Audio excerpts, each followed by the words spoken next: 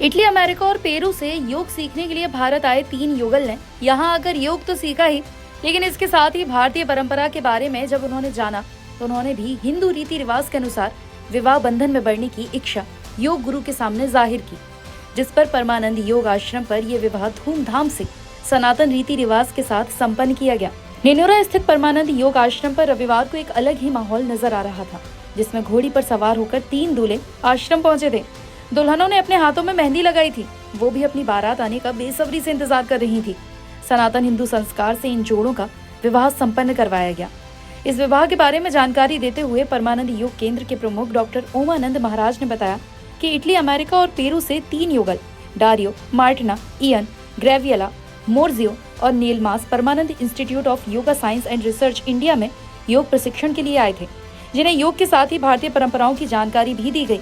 इनके द्वारा जब भारतीय संस्कृति को गहराई से समझा गया और वैदिक रीति रिवाजों के अनुसार शादी करने का फैसला लिया गया था। डॉक्टर ओमानंद ने बताया कि हमने उनकी इस इच्छा को पूरा करने के लिए पहले इंदौर में हल्दी मेहंदी के साथ ही भक्ति योग कीर्तन किया। इसके बाद आश्रम पर यह विवाह समारोह धूमधाम से संपन्न हुआ।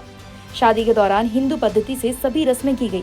साथ ही इन दूल्हा दुल्हन को 7 वचनों का ट्रांसलेट इंग्लिश में करके उन्हें उनके बारे में भी समझाया गया।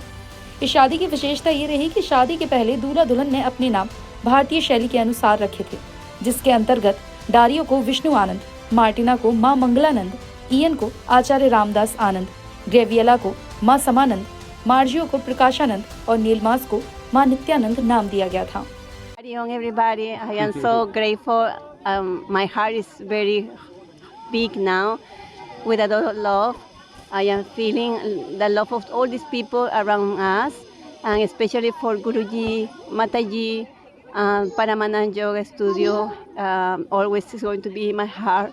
I am so grateful because this family community are very friendly as a family. I see each of them as my family.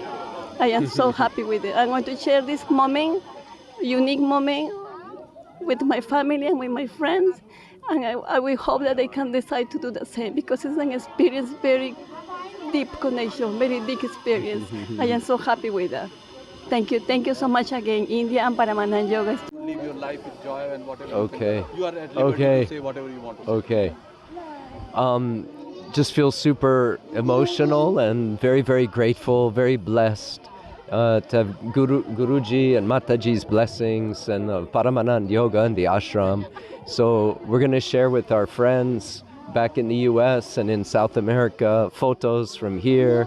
And we think maybe other people want to do something similar because it's so special in Indian culture celebrating this way. So a lot of spiritual connection, bhakti, good bhav, good vibration, good feelings. So we, from our hearts, we thank all of you, everyone here for this. Yes. I'm very proud to be here. Was a very amazing ceremony and very, very deep connection. And I'm very, very happy for what just happened. I want to say very thank you to Guruji because he motivated all this that just happened.